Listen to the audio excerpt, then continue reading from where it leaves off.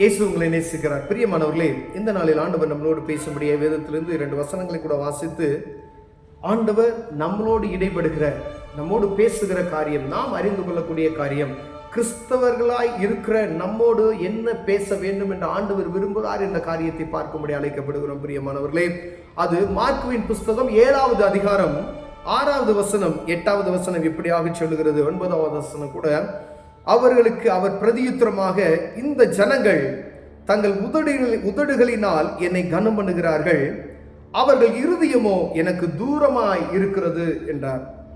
பாருங்க, இந்த ஜனங்கள் யார்? என்னுடைய ஜனங்கள், அவர் அழைத்து வந்த ஜனங்கள், அவருடைய ஜனங்கள் என்று சொல்லப்படுகிற நம்மை அவர் பார்த்து சொல்வார், இவர்கள் அவர்களுடைய உதடுகளினாலே வாயார என்னை கனம் பண்ணுகிறார்களே ஒழிய இருதயத்தினால அவர்கள் என்னை கனம் பண்ணவில்லை என்று ஆண்டவர் சொல்ல. ஒரு தனிப்பட்ட ஏதோ ஒரு ஊழியக்காரர் சொல்லவில்லை.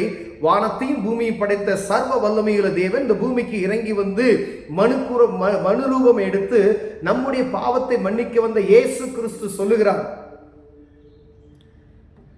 இந்த ஜனங்கள் தங்கள் உதடுகளினால் என்னை கனம் பண்ணுகிறார்கள், அவர்கள் இருதயமோ எனக்கு தூரமாய் விலகி இருக்கிறது. சர்ச்சுக்கு போறோம், ஃபாதர் சொல்லிக் கொடுக்கிறத, போதகர் சொல்லிக் கொடுக்கிறத, பாஸ்டர் சொல்லிக் கொடுக்கிறத காதுல கேட்கிறோம், மேலோட்டமாய் பாடுங்க அப்படின்னு சொன்னா பாட்டு பாடுகிறோம். உதடுகளினாலே, உள்ளத்தின் ஆழத்துல உங்கள் இருதயமோ அவருக்கு தூரமாய் இருக்கிறது என்று வேதம் சொல்லுகிறது. நம்மளை நாமே ஆண்டவர் சோதித்து பார்க்கும்படியாய் உங்களோடு பேசுகிறார். ஆலயத்துக்கு போவோம் வாருங்கள் என்று சொன்னவுடனே ஒரு இருதயத்துல ஒரு சந்தோஷம் உண்டாக வேண்டும். ஏதோ கடமைக்காய் ஞாயிற்றுக்கிழமை ஆனால் சர்ச்சுக்கு போகணும், நான் கிறிஸ்தவனா இருப்பது நிமித்தமாய் நான் ஆலயத்துக்கு போவோம் என்கிற காரியத்தை விட்டு ஆலயத்துக்கு போவோம் வாருங்கள் என்று சொன்ன உடனே சந்தோஷம் இருதயத்தில் ஆழத்திலிருந்து வருகிறதா? அப்படி வரல அப்படின்னு சொன்னா அப்ப ஏதோ ஒரு மிஸ்டேக் இருக்குன்னு அர்த்தம். சரியான நேரத்துக்கு பிள்ளைகளை எழுப்பி சர்ச்சுக்கு போயிட்டு அங்கு ஆராதனை எப்படி செய்கிறோம்? அப்படியே சும்மா உட்காந்து மணல்ல உட்காந்து அப்படியே ஜாலியா உட்காந்துட்டு அப்படியே பொறிகளை எல்லாம் சாப்பிட்டுட்டு அப்படி வரோமா? இல்ல அங்க சர்ச்சில் உட்கார்ந்து தூங்குறது, அநேக பேர் தூக்கத்தை உண்டாக்குகிறது, சர்ச்சில் போய் தூங்குற காரியங்கள்.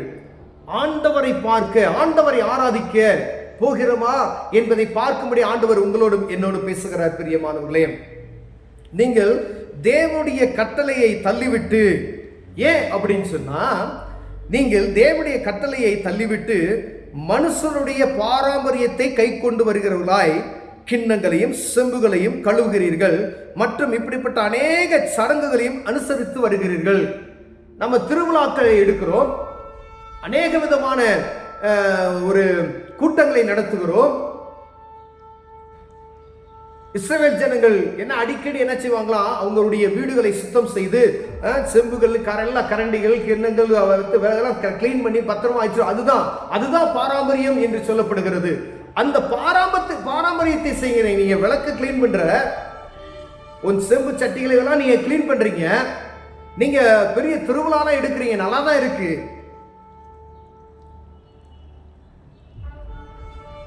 இதெல்லாம் செய்றீங்க, ஆனா உங்க இருதயம் ஆண்டவருக்குள்ள இருக்கிறதா? யாருக்கு நீங்க இந்த காரியத்தை செய்றீங்க அப்படின்னு சொல்லி கேட்கிறார் ஆண்டவர்.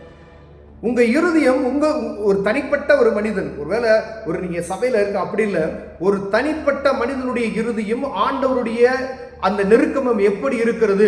ஒரு கூட்டமாய் சேர்ந்து ஒரு காரியத்தை செயல்படுகிறோம், அது ஜாலியா இருக்கிறது, சந்தோஷமா இருக்கிறது, அது திருவிழாவை போல கலகலம் என்று இருக்கிறது, அது நல்லது ஒரு பக்கம். அது ஆனா ஆண்டவருக்கும் உங்களுக்கும் நமக்கும் எப்படி ஒரு நெருக்கம் இருக்கிறதை பார்க்கும்படி அவர் சொல்றாரு, உங்க இருதயம் தூரமாய் இருக்கிறது.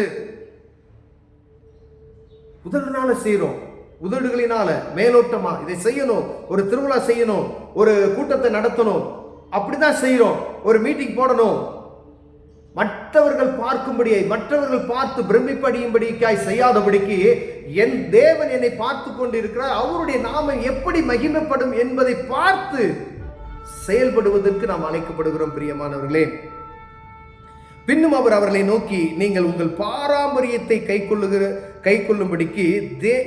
கைக்கொள்ளும்படிக்கு தேவனுடைய கட்டளைகளை வியத்தனமாக்கினது நன்றாயிருக்கிறது. பாரம்பரியத்தை கடைபிடிக்கிறதற்கு அவருடைய கட்டளைகளை வியத்தமாக்கிறது, அது நல்லா இருக்கு அப்படின்னு சொல்றாரு. ஆண்டவருடைய கட்டளைகளையும் அவருடைய பிரமாணங்களையும் நாம் மறந்து போய்விட்டு பாரம்பரியம் என்று சொல்லக்கூடிய என் முன்னோர்கள் இதை செய்து வந்தார்கள் என்று யாரோ சொல்லிக் கொடுத்த அந்த காரியத்தை செய்கிறோம், அப்படிதான் வருது ஒழிய ஆண்டவர் வசனத்தையும் கற்பனைகளையும் கடைபிடிக்கிற அந்த காரியத்தை நம்ம விட்டு விலகி இருக்கிறோம் என்பதை பார்க்கும்படி ஆண்டவர் உங்களோடும் என்னோடு பேசுகிறார். பெரியம்மா, ஒருவேளை இது சின்ன பிள்ளைகளுக்கு ஆண்டவர் பேசல, ஒரு வாலிபனுக்கு பேசல, முதியவர்கள் ஆகிய நமக்கு நான் எந்த நிலைமையில இருக்கிறேன், யாரோ ஒரு குறிப்பிட்ட மனிதன் சொல்லுகிற காரியத்தை நான் அறிந்து கொள்வதற்கு வேதத்தை வாசித்திருக்கிறேனா? அப்ப ஆண்டவருடைய கற்பனைகளை எப்படி கடைபிடிக்கிறது? இந்த வேத புத்தகத்தில் சொல்லப்பட்ட கற்பனைகள் இருதயத்தின் ஆழத்தில் பலகையில் எழுதி வைத்திருக்கிறோமா? நியாயப்பிரமாணங்களை அறிந்து வைத்திருக்கிறோமா? தெய்வ பயம் எனக்குள்ளும் உங்களுக்குள்ளும் இருக்கிறதா என்று ஆண்டவர் இந்த நாள்ல உங்களோடு என்னோடு பேசுகிறார். பிரியமானவர்களே, ஒருவேளை இதுல குறைவுள்ளவர்களாய் நாம் காணப்பட்டோமையானால் உதட்டளவாய் கடவுளை நேசிக்கிறோமா? இருதயத்தின் ஆழத்திலிருந்து அவரை ஆராதிக்கிறோமா? எந்த நிலைமையில நாம் இருக்கிறோம் என்பதை அறிந்து அதை விட்டு ஆண்டவரோடு நெருங்கி ஓடுவதற்கு நாம் கற்றுக்கொண்டுமே. ஆனால் ஏன் அப்படின்னா கடைசி காலமாய் இருக்கிறது. அடிக்கடி வேதத்தில் ஆண்டவர் சொல்ல, பழைய ஏற்பாட்டின் காலத்தில் நோவாவின் காலத்தில் எப்படி நடந்ததோ அதே போல மனுஷ குமாரனுடைய காலத்தில் நடக்கும் என்பதை ஆண்டவர் தெளிவாய் நமக்கு சொல்லி இருக்கிறார். நோவாவின் காலத்தில் என்ன நடக்கப்பட்டது? ஜலப்பிரயம் வந்துச்சு, எல்லா ஜனங்களையும் அழித்துட்டு போயிருச்சு. கீழ்ப்படிந்தவங்க எத்தனை பேர்? அந்த குடும்பத்தில் இருக்கிற 8 பேர் மட்டும்தான். ஐயா, ஜனக்கூட்டம், பெரிய ஜனக்கூட்டம், ஒரு தேசம். அங்க இருக்கிற எல்லா மக்களும் என்ன செய்யணும்? அந்த ஜனத்தை அழிப்பதற்கு ஆண்டவர் பூமி முழுவதையும் நீரினால் மூடினார் என்பதை நாம் அறிந்திருக்கிறோம். அதே போல நடக்கும் அப்படின்னு சொல்லி ஒரு அடையாளத்தை சொல்லிவிட்டார். நோவாவின் காலத்தில் எப்படி நடந்துச்சோ அதே போல மனுஷகுமாரன் வரும் நாளுக்கு அப்படியே நடக்கும். அப்ப நியாயப்பிரமாணங்களை நம்ம கடைபிடிக்கிறோமா? ஆண்டவருக்கு பயந்து நடக்கிறோமா? கிறிஸ்து கற்பித்தவைகளை நாம் கடைபிடிக்கிறோமா? அது நிமித்தமாய் வந்த அப்போஸ்தலர்கள் நமக்கு எத்தனையோ காரியங்களை சொல்லிக் கொடுத்திருக்க, அதை கடைபிடிக்கிறோமா? அதை விட்டுட்டு உதட்டளவாய் மக்களை திருப்திப்படுத்துகிறதுக்கு என்ன நம்ம செய்கிறோம்? கவனமாய் இருக்கும்படி ஆண்டவர் உங்களோட என்ன பேசுகிறார். பிரியமானவர்களே, தேவ பிரசன்னத்தோடு இந்த வேத புத்தகத்தை வாசிப்போமையான ஆண்டவர் உங்களோடும் என்னோடும் பேசுவார். ஆண்டவருடைய காரியத்தை அறிந்து கொள்ள முடியும்.